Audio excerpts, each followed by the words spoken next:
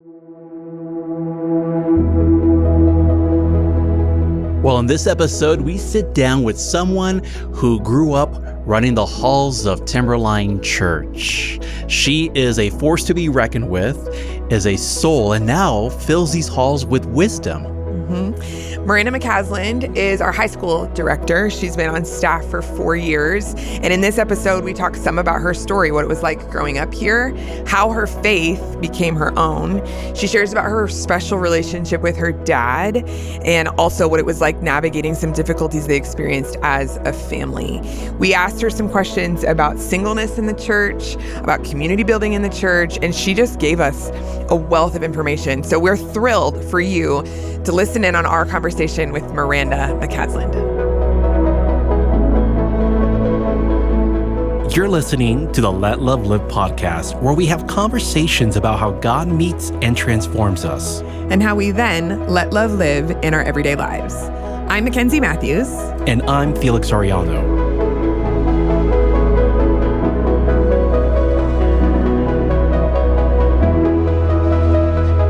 All right, well, Miranda, welcome to the podcast. We're so excited to have you here. This is really crazy that you put this on my calendar. I feel like this is silly that I'm the one here right now. I know, it's funny. Miranda thought it was a typo. She was like, surely you didn't want me. I was like, surely Felix means his sister-in-law. No. Nope, we want you. No, and we're later. so excited to talk with you. Okay, so we know you well. We're so excited for everybody else to get to learn from you. But for those who are listening, who are watching, who have never met you, can you give a little snapshot of Miranda? Yeah. My name is Miranda. I'm our high school ministries director here at Timberline Fort Collins. I've been on staff since 2021 as an intern for a week. I was an intern for like 3 total days. And then as our ministry assistant for a few years, and then our high school director as of last fall. And the 3 days because she got promoted so fast. It was an instant promotion. Instantly joined a role. Yeah, Justin called me on, I think I was starting my last final for my journalism classes. And he was like, do you want a real job though? Like not just an internship? And I was like, well, I don't have another plan for next week after I graduate. So I guess I do. Nice. Yeah, it was crazy. I think that's perfect for you. I consider you to be a force to be reckoned with. Oh, that's sweet. Okay, good. I'm glad you say That's that. sweet. So what does that mean to you, and how do you carry that strength with grace? Not always. Let's be clear. I feel like sometimes I burn some bridges, but I try really, really hard to be like, we do everything with excellence at TSM. Like for us, students are varsity. Like they are not a stepping stone to something else. And so it is helpful to be a force to be reckoned with, to come in and be like, no, we actually like want to come in and do things well and do things with a high level of intention and run really hard. And sometimes that means being flexible when you are like, I would actually really like to not be flexible. And that's, I think, probably where the perception of force to be reckoned with is that I can roll with some punches really fast. But I did not. When he hired me, I was not rolling with punches. I was like, everything is planned. It was like very crazy that I said yes. Mackenzie's nodding because it was really crazy that I said yes.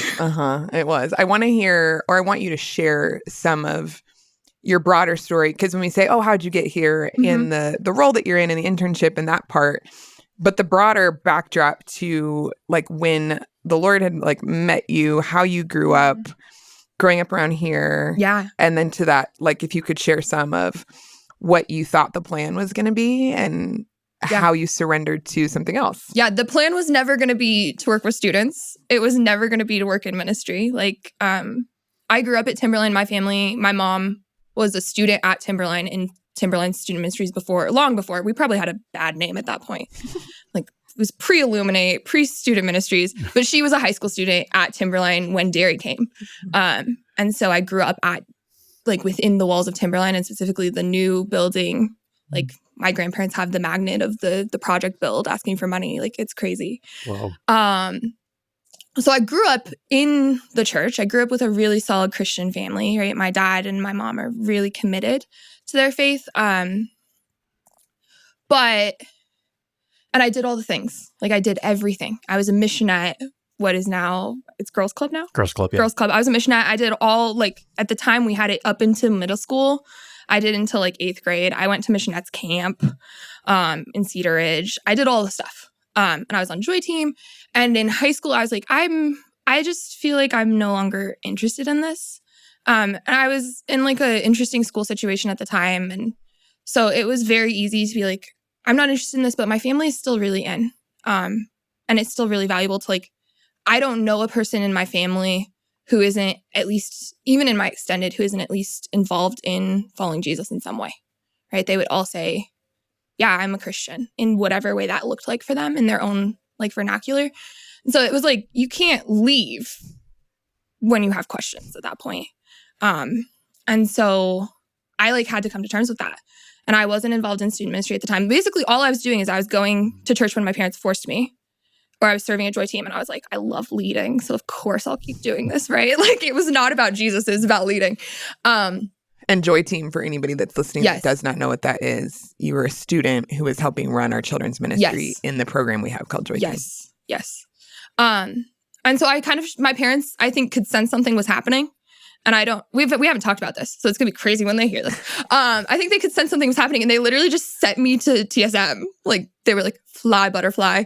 As it must have been my junior year, they sent me to fall retreat. And I sat in a cabin with, at the time, who was my position, Hillary Miller. And I was like, I have a lot of questions. She was like, oh boy. And she was like, do you want to ask them? And I was like, nope. I want to sit with them and sit in them. But I found a place where I could like sit and listen. And nobody, like, they were Christians that I really respected, people that were following Jesus that I respected a lot. And so by the end of high school, I like made an ultimatum with God where I was like, you got to show up by the end of high school. And like beautifully, I would not recommend an ultimatum. I say this every time we talk about this with students. I'm like, don't make ultimatums with God where you're like, you have to show up in 40 days or I'm not interested anymore. But beautifully, I was like, oh no, this is real. Like, I thought my parents were, I don't know why I didn't believe what they were saying. Like, I trust them. I have no reason to believe that they're lying to me, but I was like, of course they believe this. Everyone we know believes this in terms of our family. Like, I'm like a 4th generation follower of Jesus. In this beautiful lineage of people that love Jesus. And so it wasn't like a relationship for me yet. And then it became a relationship. And so that was high school. In college, I met Ken's because I was like, well, if I'm going to decide to follow Jesus, I probably should do something about this. Like, I can't just try to go to church and hope for the best. So I started at our time, it was our college ministry, Timberline College, that Ken's and Justin were leading. And showed up and still had a lot of questions, but knew I was in on Jesus. I still had a lot of questions. And went to Israel with a group of college students coming into my junior year, I think. And everything like clicked where I was like, I had a lot of questions, but I knew I wanted to follow Jesus. And suddenly like the pieces all fell into place of like, no, actually I want to do something with my faith. I want to follow Jesus well. And literally I got back in the next week. J-Matt was like, you're interested in leading in middle school? I was like, oh no. Like, I'm transferring to CSU. I guess, yes, sure, yes. But it really felt like the arrival back to Timberline, the arrival back to TSM and like volunteering and leading at the time felt like giving back of like TSM had been so valuable to me as a place where adults that weren't my parents loved Jesus, who I really respected. And so at minimum, I had to explore Jesus and decide if he was real and legit and could change my world because I trusted these other adults so much. And they had worked so hard to be my friend. And so that's kind of how do you end up as a junior in college at TSM? And then 2 years later, the plan is not to work in student ministry. I was going to go into either marketing and journalism or higher ed, kind of following in the path of my mom. And everything fell through. Like I asked Mackenzie in my small group at the time, can we pray for like, because you asked me, how are you feeling about your senior year and graduating? And I had like a very clear-cut plan of what I was going to do. And suddenly like things didn't feel the same. And so I applied to grad school for journalism, and like no one really gets denied from grad school in the journalism program at CSU if you have the GPA that I had. Which was good. It was a 4. Just sneak that in there. This is a 4. And then I missed the deadline for the higher ed master's programs. And so I had kind of the option on the table was to like, I had a lot of job openings that I could have applied for, but none of them felt obvious to me. And the position that I then ended up taking at Timberline had been open the summer before. And I'd been really stressed out about trying to decide if I was going to do marketing or this. And I had kind of frozen and been like, I'm just going to be a student for another year. I'm not going to figure out what I'm going to do. And so when Justin called me, I was like, well, I wanted this job last year, so I guess I still want it. And he was like, we'll give you a trial period. And at the time I was like, I'll just make it. Justin was like, can you make it a year? Can we try it for a year? And I was like, I'll make an 18-month commitment to you, basically. In my head, I was like, I'll make an 18-month. And then the 18-month happened. And I was like, well, I really like it here. I feel like this is working and I feel like this is where I'm supposed to be. And so that's just where we ended up. That's how we got here. It's amazing. I hear a long stretch in your journey. And in your journey, there's church involvement. You have the privilege of growing up in a Christian home, but you are grappling with your faith. There's a process before it becomes your own. I know listeners listening to this, we're going to have many parents who are either have young kids like I do, or maybe their kids are older, and their hope is that they will pick up this faith that's their own and pass it on to their kids. So I want to hear from you. What were the important things in your journey? How did your parents support you? We see that they introduced you to a community. How did that community help shape you and be there for you while you were wrestling with your faith before you made that transition to making it your own? Yeah. The community thing is tricky to talk about now because I run the community. And it's like my job to create intention for it. But really the community that I found at Timberline and in student ministries like met me where I was. And like I remember Tim was like, listen, if you don't follow Jesus tonight at camp, we'll still be friends. And that was so comforting to me because I think the fear I had growing up in a really strong house of and family with a lot of thoughts. My parents are awesome. Everyone has thoughts though. She laughs. Was that if I expressed doubt, and I know this to not be true because we have talked about this now as a family, but if I expressed doubt that I would be out. And I had such a need to be loved and wanted and to like earn that. And so at TSM, I found a community where I wasn't earning anything. Like I was just showing up. I wasn't the most popular kid in the room, and that was okay. And someone still wanted to be my friend. Even when I was like, I actually think this Jesus thing is cheesy. And my parents, for their credit, I had grown up and I had a really solid theological background we cared a lot. We cared a lot about getting it right. My dad cared a lot about us having a biblical education and like learning all the things and caring about God. And he was like, we will never lie to you. Right. And so had I come with these questions, they would have had answers. I just was so scared that I'd be out. And I know that to be, it's just like, it's being a teenager, right? You're like, I don't want to be in the out crowd. I want my parents to love me. I'm classic eldest kid, like classic eldest, no desire to be not their favorite. Sorry to my little sister, Alyssa, but I was trying very hard. And so like when I look at parents now, I'm like, yeah, get your kid involved, but also make it super clear that it's okay if they ask questions, right? Find other adults that are safe, that are following Jesus, that they can respect, right? Because the thing that I love about my parents is I can respect them, right? They didn't lie to me about anything. And so I always have been able to respect them. And so when they have said things about their faith, yeah, I've respected it because it's been truthful, because everything else about their lives is truthful. Like they didn't shy away from when hard stuff was happening at work for them, or when hard physical stuff was happening, or hard health stuff. And that was hard as a kid to like hear all the heavy stuff that was happening in our family, but it was also truthful. And so that foundation of truth and authenticity was really hard to avoid when I had questions, because it was like, no, they're so authentic everywhere else. Why would I think that they're lying to me about this?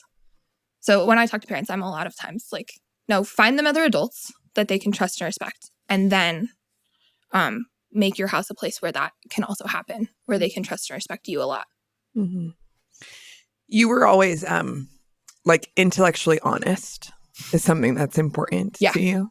And we said that, like, academically super successful. You could have gone and done anything. Mm-hmm. But part of that journey, when you talk about like adults that you trusted, you also did that when you were at CSU in finding, and I don't know if you want to talk some about your relationship with Dr. Lindsay, but part of that journey for you in answering questions and being the studier and being intellectually honest, part of that journey went all the way through your education. Can you talk a little bit about that? Yeah. At CSU, I had a plan to major in journalism. That was the plan from when I graduated high school on, and I'm stubborn, forced to be reckoned with, stubborn. So I was like, that's not changing. But I went on that Israel trip right before I transferred to CSU as a junior. And it was led by a professor named Jim Lindsay, who also leads some of our Israel stuff here. And he kind of picked up that I was like in this transitional moment coming from a community college to CSU. And he was like, have you chosen your minor? I was like, yeah, it's pre-law. And he was like, well, the religious studies program is basically just pre-law. And I was like, it's not. It's actually not. But CSU has a religious studies minor. And so he kind of, I mean, not to out him, but he signed the paperwork without me. I came back and he was like, I signed the paperwork. You are now a religious studies minor. He was like, give up the philosophy minor, give up the pre-law minor. None of that's happening. You're a religious studies minor. And it was the best thing that happened to me at CSU, was that I got to be a part of that program because I took a ton of Jim's classes. Dr. Lindsay teaches everything from like Old Testament through the eyes of Jews, Christians, and Muslims to like the origins of jihad. And I took basically every one of his classes that I could get a hold of. Even during COVID, where we were like learning how to learn on Zoom, and I was logging in and falling back asleep, and he'd be like, are you writing your papers though? And I'd be like, I'm writing my papers, don't worry. But they were really intense classes that,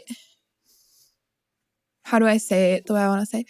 They were so intellectually honest because they had to be. A lot of students in the classes were not interested in following Jesus at all, and they weren't interested in faith. They were there because they were history majors or because they wanted to study Eastern religion. And in order to do the religious studies program at CSU, you have to do both. You have to study at least some Eastern religion and some Western religion. And it forced me to like look at every faith system and sincerely decide again and again and again every day when I was in class if I still believed that Jesus was the best option.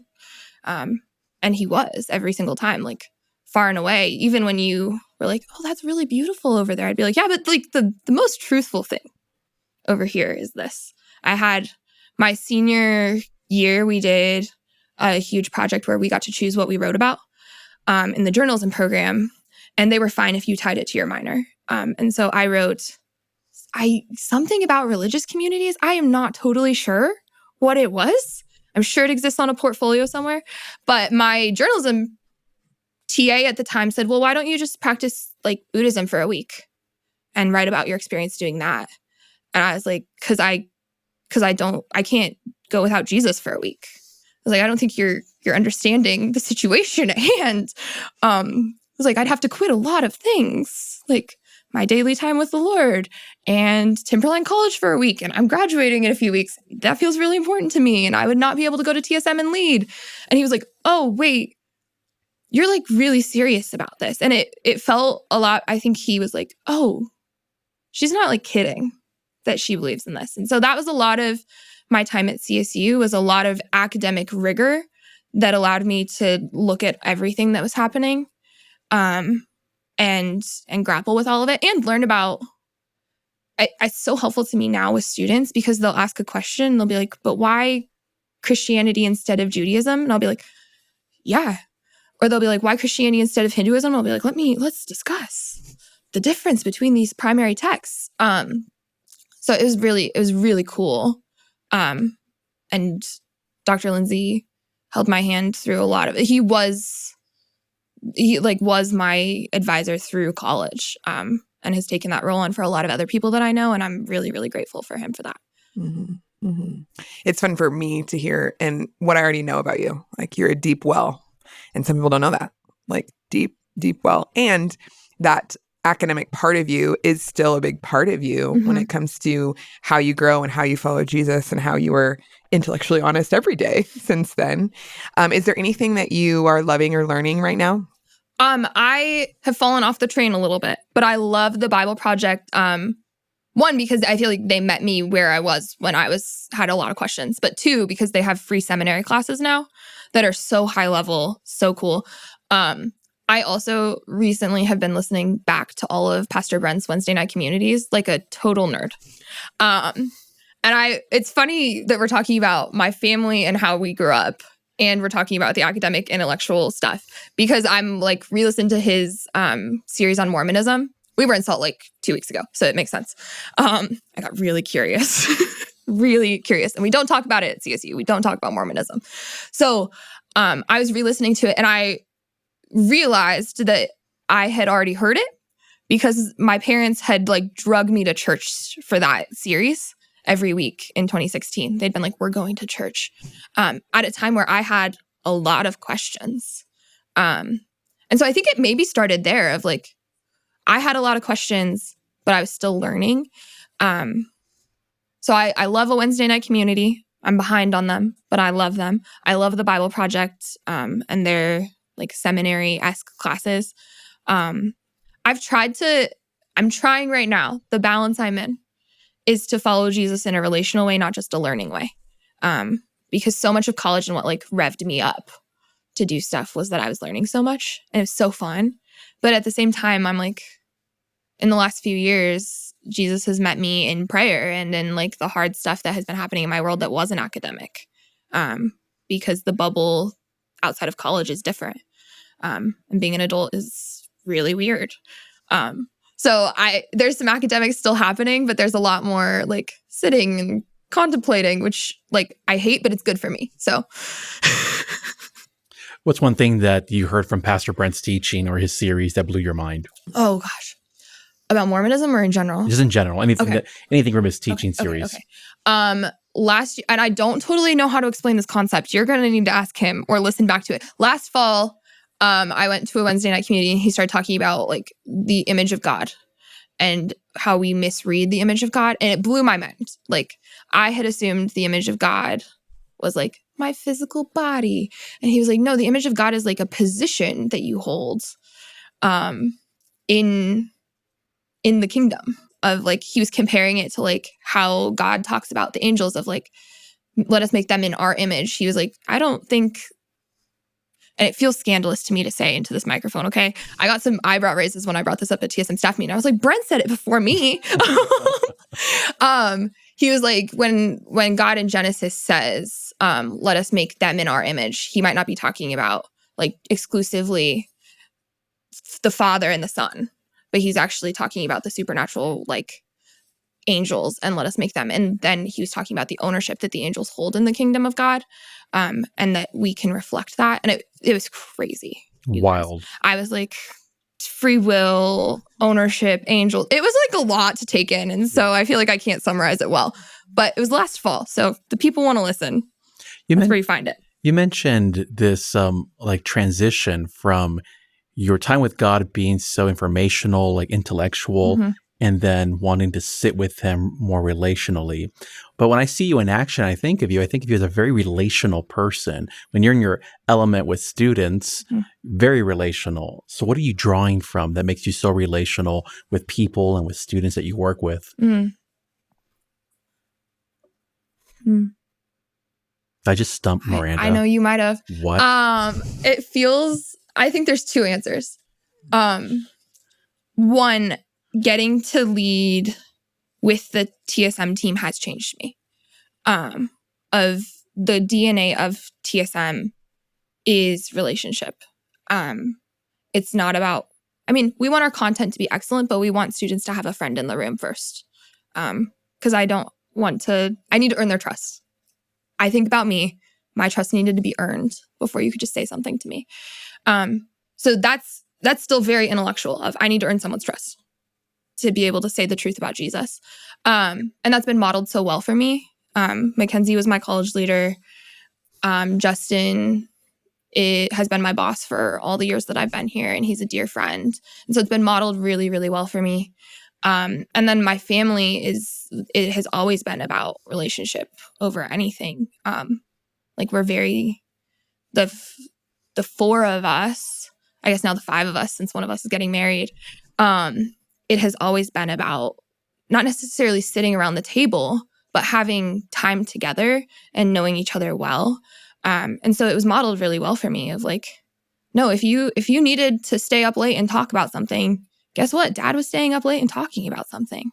If you were running late from something because you had this other conversation with another student, like that was okay. I went to a really small high school. And so I think that's where that started there were 17 people in my graduating class, and we were a K through 12 school. And so I was the yearbook editor, and I had to know everyone's name and everyone's faces. And that was a fun game for me to be like, do I know this kindergartner's name and their last name? And can I spell it correctly? And that was like the foundation on top of what my parents had done. That was the foundation of being like, no, we care about people really well.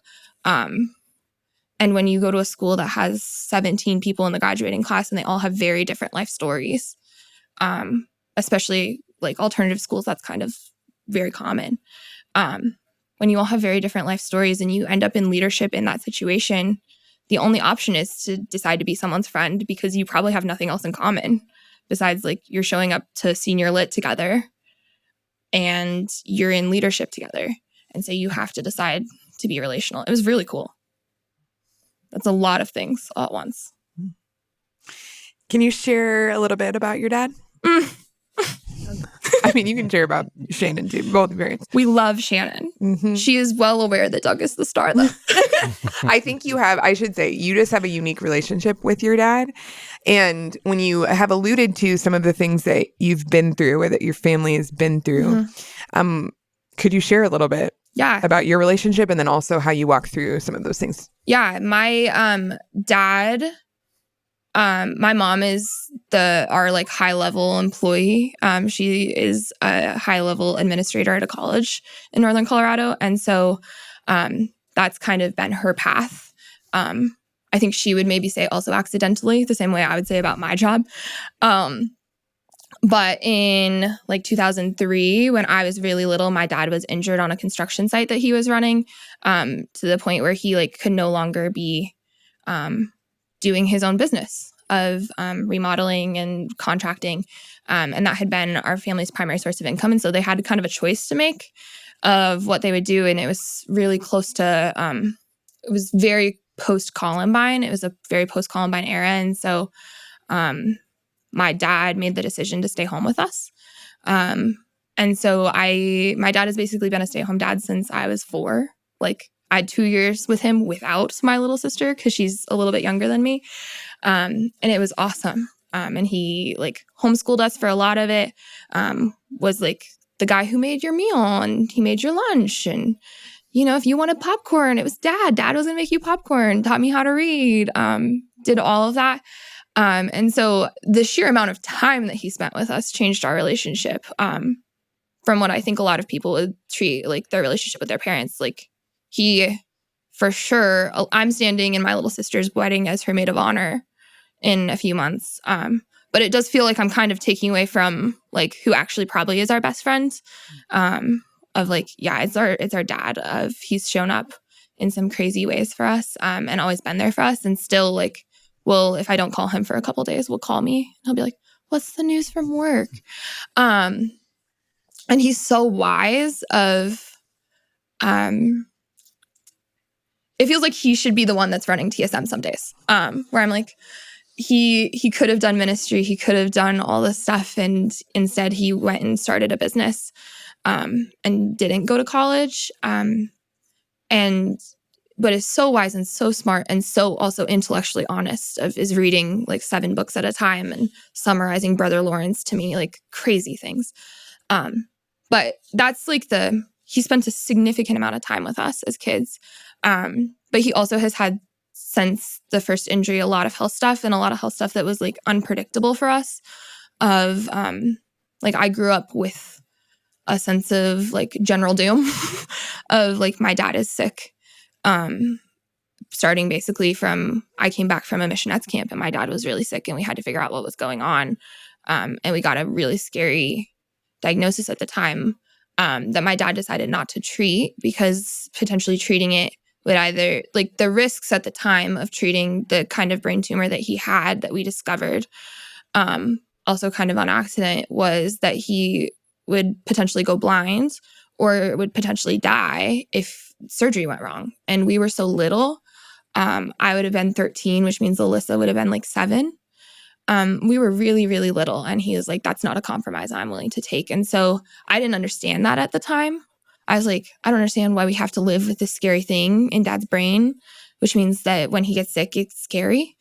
I didn't understand that at the time at all. That was a choice he was making because he loved us so much and he didn't want us to grow up without him. And then a few years ago, 2022-ish, I got a call while I was on a missions trip with students that it was like really bad and they needed to do something right away. And it was so weird because I couldn't do anything and there was nothing to do about it. And so they rushed him to Denver and they decided a plan. And the plan actually was don't do surgery right now, which was great for me as a person that was coming back from West Virginia with 20 students in tow.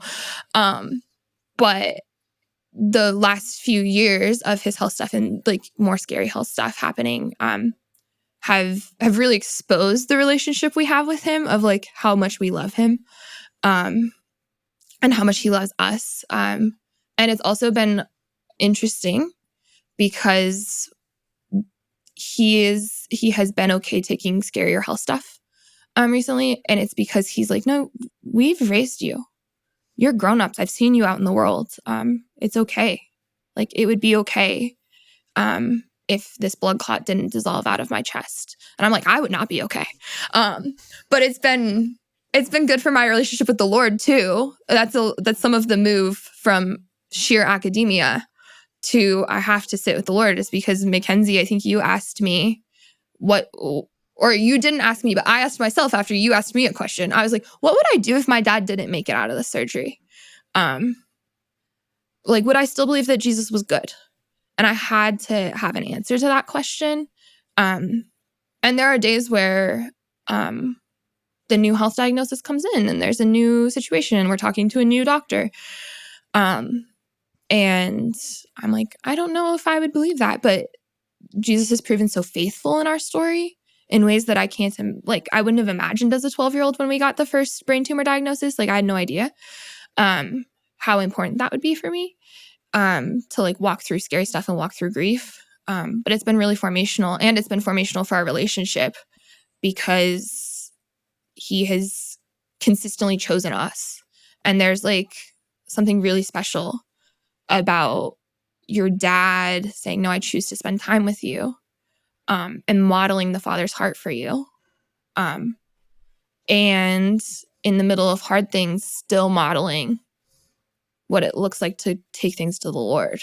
Of like, I hate this reply when my parents give it to me, where I'm like, what did the new doctor say?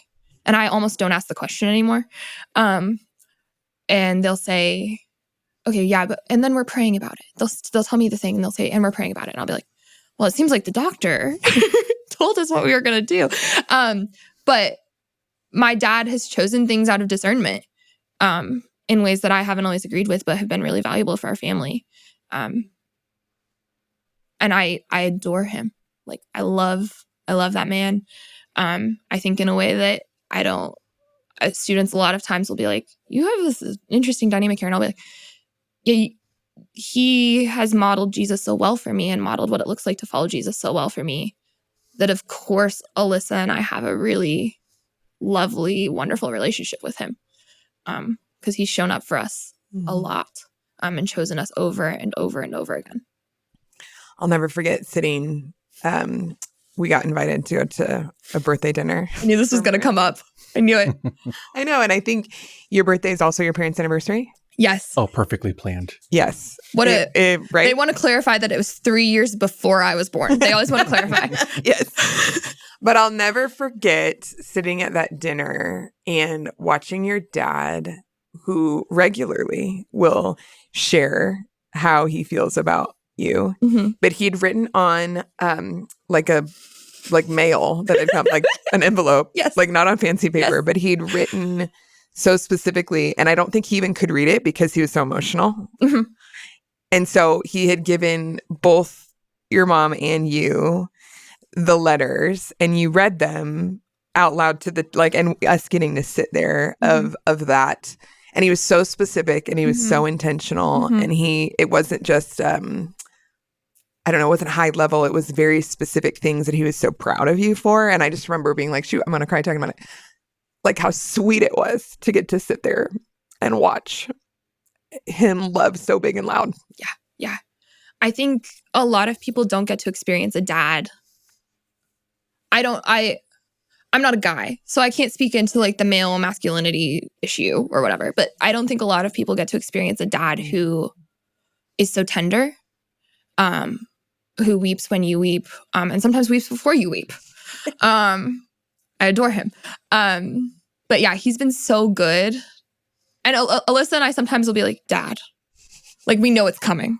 We know it's coming. He gave us letters for Christmas this year. And I was literally like, I can't read this. He was like, my mom was like, will you read out loud? And I was like, no, we will not come back from this. That was his Christmas present to us. He wrote each of us letters. And sometimes they're on envelopes that he has found around the house because he doesn't want to pay for paper, which is so funny of him. But yeah, he has consistently, I've never had to wonder where I stand with him, and what he's proud of me for. And it's really beautiful. And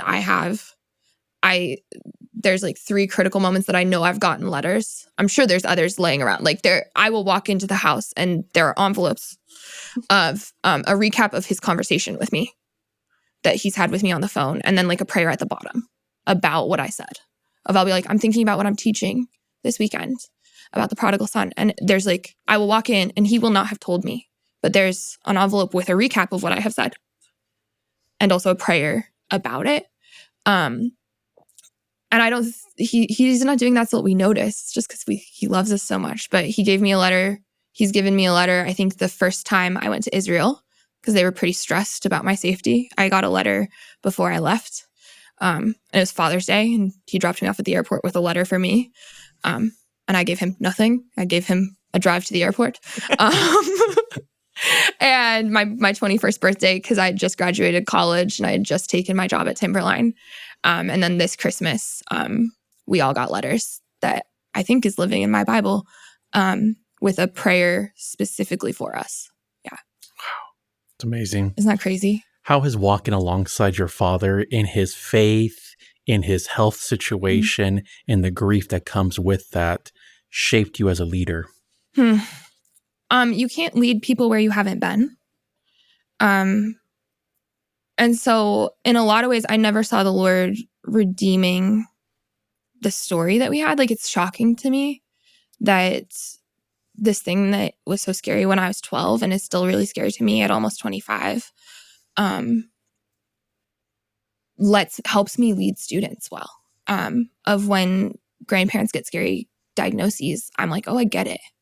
Or when you're living with a parent who's chronically ill, I'm like, yeah, this is heartbreaking and hard. And I see how this would be devastating that your parent can't do the things that other parents can do. And so it's made me really empathetic towards those specific situations. But also it's made me really lean into the Lord. I talked about my dad's health stuff right as it was, the first round of it was being resolved a few years ago at camp. And I didn't expect to talk about it. It kind of rewrote the teaching right before I did it. Because I was like, I don't think I can get out of this talk without talking about what this has looked like to trust the Lord in this. And so it's really been special that the hard stuff of our story as a family, and Alyssa has gotten to see this, at least in me teaching, the hard stuff of our story as a family, also is where like God has gotten to use our story to say, there's someone who adores you. I think the sentence I said at the teaching a few years ago that I remember is like, as much as my dad loves me and helps in my life, like, he's not God. And the only solution to our stuff is Jesus. And I remember being like, yeah, and I genuinely believe that because we've lived the stuff that he really might not have made it through. It's a gift that he's here, but he might not have made it through all of this, and still God would have shown up in the middle of that. Mm-hmm. I want to switch gears a little bit and ask about your experience as a mid-20s person in church generally. I mean, Timberline, where we are specifically, that's your experience. Yeah. But particularly in the season of your life that you're in, if you're comfortable talking about it, when it comes to building community, loneliness, longing to be in a relationship, what dating has looked like and being a single person in the church, navigating those things. So navigating loneliness, trying to build community, and like longing for what future might look like with a mate. And I've seen, I say that being like, I want your opinion about, gosh, what does that journey look like first? But I've also want to affirm you and what I've seen in you too, because it's not easy to navigate some of the things when you have to do a lot of work or a lot of building. I think sometimes our culture, people think, it's just about finding it. It's just about finding people, finding the right people. And when that gets difficult in any community, people are like, well, this must be this community. I'm going to go find said other church community to find that, whether that's friends or looking to be like, well, all the attractive men that love Jesus must be where they at? They're like, not here. They're over. Like, you might have to say, oh, I should go somewhere else. But you've been committed and planting and faithful. And I've seen it. So I know I can say it. I've seen you be faithful and committed when that has been a journey that you've had to navigate. And so can you share from your perspective where there's been difficulties in those areas and why you've stayed? Yeah. I think there's an assumption. This is going to sound really brutally harsh for my peers. I think there's an assumption that wherever we go, something needs to be made for us. There needs to be the perfect young adult ministry for me to be at a church. And sometimes, like, the church isn't made to tailor to our exact interests sometimes. It's not. The church is made for us to serve and for us to pursue Jesus together. So serving has been a huge part of that. I'm so fortunate to be in the TSM community. And it does feel like a pseudo young adults ministry sometimes. I'm like, look at all these 20-somethings. We're all leading together. And so those have been some of my best friends the last few years. And my dearest friends this year are both on the leader team. And it's so sweet because we're serving alongside each other. But I think sometimes our assumption is I need something to be made for me to feed me. And what we actually need is we need to go out and we need to find people who are doing the same thing we're doing. We need to go find people who are also interested in serving, and we need to pursue that all the way, knowing that we're doing something for the kingdom, right? We're serving students, but also in the middle of that, we also get to be friends. And sometimes that's a better friendship than sitting across the table at a small group, hoping that at the end of the hour, we like feel attached to each other. So that's kind of the community piece for me. I very rarely feel lonely. There was a season where I was rebuilding my community that was really hard. And I don't have a total answer to what happened in the middle of that, except that it was okay and I made it through it. And at the tail end, I feel so lucky that I have all these wonderful friends now. Singleness in the church feels like a whole different beast. I frequently am like, yeah, I would love to be married. Like, I was thinking about this question last night because you kind of put it on the list. I was like, what do I want for my birthday? That was the same thing that was happening. My mom was asking for my birthday list. And I was like, the honest answer is I would like to be married. I was like, but that's not something my parents can provide for me. I'm like, it's in a couple weeks for your birthday. Yeah. Do anybody know someone that my mom can set me up with? My mom was like, I'm trying. And I was like, heard and received. I know you are. But in the middle of singleness, right? And I would love to be married. I feel really lucky in my singleness because I think there's some folks who are single in the church who are just the only thing they want to do is be married. I think in the church we've made relationships a huge idol, honestly, and that's affected the way we approach sexuality and dating. It's become an idol above all other idols inside of especially the American church. And I feel so lucky that that's not the approach that I grew up with at Timberline or with my family. But at the same time, it's tricky. And my singleness has I had a moment last summer where I was dating and I was like, I don't know if I can do this. And it was because I was so invested in serving here. And I was like, I don't think I could do all the things that I did last summer if I was married. And it was a really good realization for me in the middle of dating someone to go, both of these things are good. I had thought only one of these things could be good, right? It was some days it's only marriage could be good and I'll have to quit my job. And some days it's only singleness could be good. And I just shouldn't bother to try to be in a relationship. And they're both good. And it's okay if I don't have one at a given moment. It is okay if the hinge date doesn't work out and he doesn't fall in love with me instantly. More than likely, I'm not the one falling in love instantly. It just is what it is. But dating feels really hard in the church. And I don't totally know why. I think our apps have not helped us. There's a lot of options. And so you don't look at the options in front of you. And we just have lost the courage to talk to each other, I think. But I don't think that changes if I move churches to where I think the cool, cute boys are. I don't think any of that changes. So I'd rather be where I know I'm serving and where I know God is using what I have to offer as a single and have to grapple with both of these things are good and I can want both of them.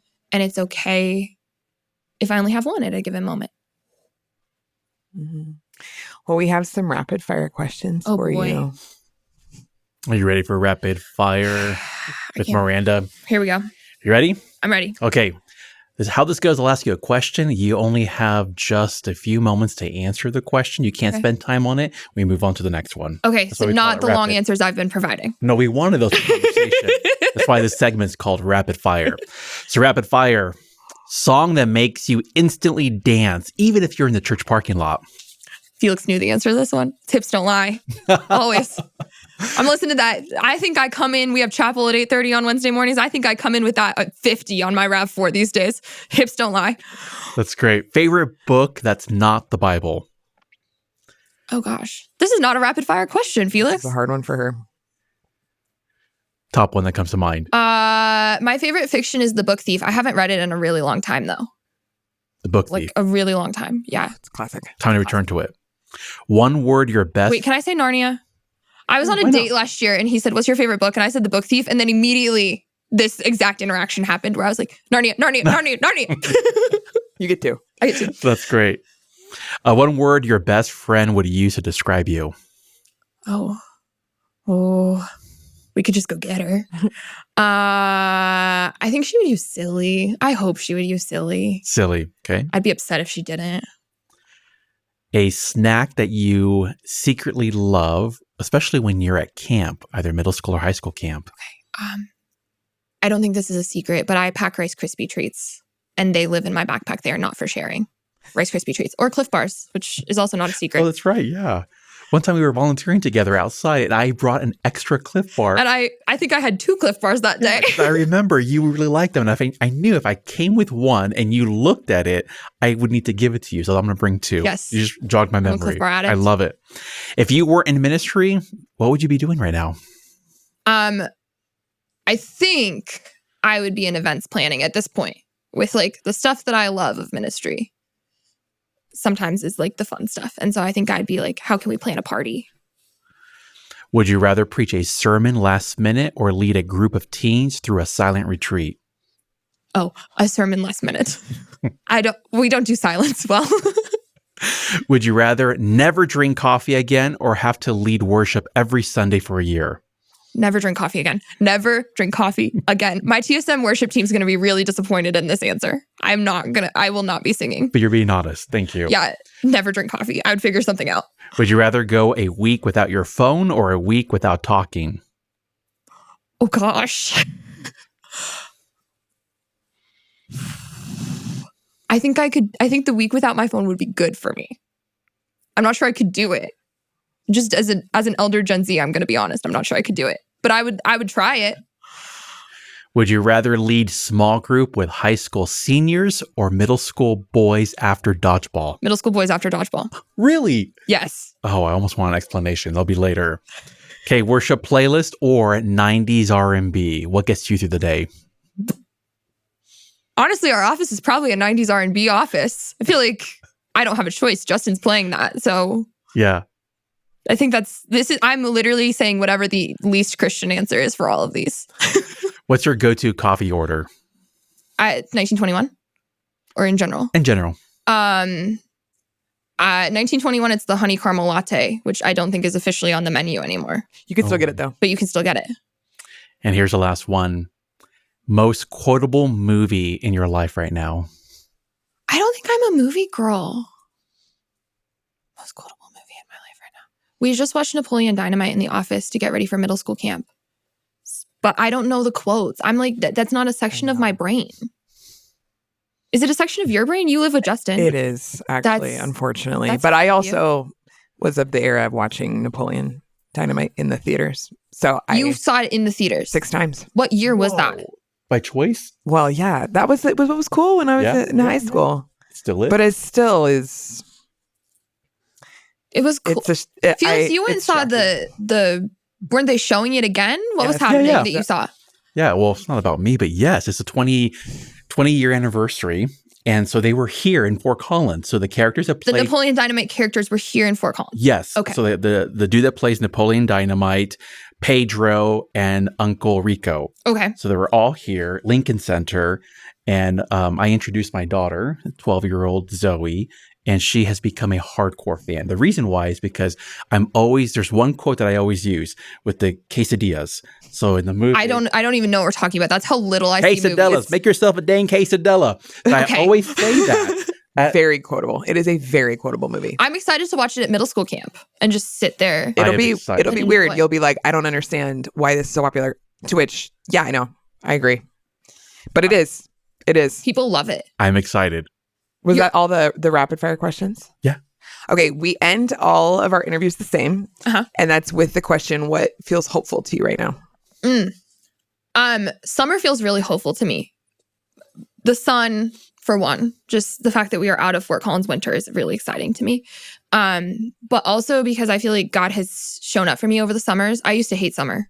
I'm just like classic, I love school kid.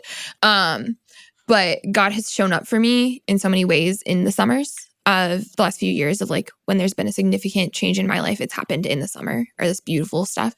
So I feel hopeful about that because I'm kind of anticipating it. It feels like my personal spring season. And summer is just so fun at TSM of getting to go to camp this weekend and going to high school camp and going to Guatemala and then going on fun trips with my friends. So I feel really hopeful about that and where God will move in the midst of all that fun and celebration. Mm-hmm. Heck yeah. Well, we're so thankful for you. I mean, so thankful for you.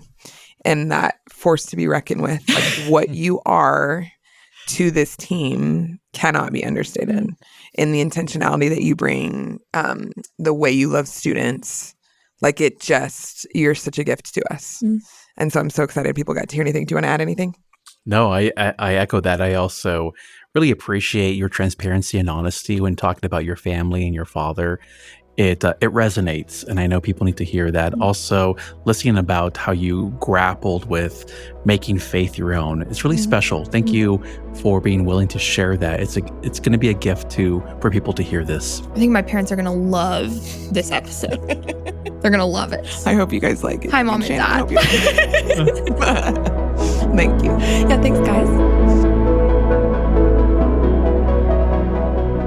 Well, that was a rich conversation. Yeah, it was. What stood out for you? There was a lot. she unpacks a lot of thoughts. You really see her maturity shine through. When you work with a lot of people in student ministries and kids ministry, we get to see the fun side, the goofy side. We have great stories to share. But Miranda went somewhere I almost wasn't ready for when she spoke about her own personal faith journey, wrestling with it. But man, she got me when she was talking about her dad. It hit too close to home, but I really appreciated her transparency there. I know, I got emotional talking about her dad. But I, again, have gotten to like know her and walk with her. So it's fun for me to get to hear her share or to get to learn from her. I think there were a few things that she threw in there that I was like, oof, we're going to have to think about that, because they do. Well, in TSM, we didn't even talk. We had other questions we didn't have time to get to about particularly like teenage culture, TSM, some of the water that she swims in. She brings such intentionality to that space. And so I know that and wanted to ask her some of those things, but getting to hear, again, some of her journey and what's been profound about her journey, I'm like, just thankful that she shared that part. And then the stuff she said about thinking that her peers need a space built for them, which is like a lot of times we come expecting that you have something instead of serving. There's so much maturity that she showed, again, that I've seen and known it, but that in her responses and how thoughtful she was in those. It's completely counterculture. I mean, she has grasped something that many have not in terms of our relationship with our faith community. Unfortunately, too many come into this through the lens of consumerism and want to know what's in it for me. To have a young lady say, no, when you get to this stage, it's not about how you can serve me. I'm looking for ways I can serve it. That's how I find my people. That's incredible. I know. She's the best. She's the best. Yeah. We have links to a bunch of stuff that we talked about in this episode in the show notes if you want to check that out. But we're just thankful that you took the time to be with us, to listen to this. We're excited to bring some more exciting episodes. So thanks for listening, for sharing with a friend, and we'll see you soon.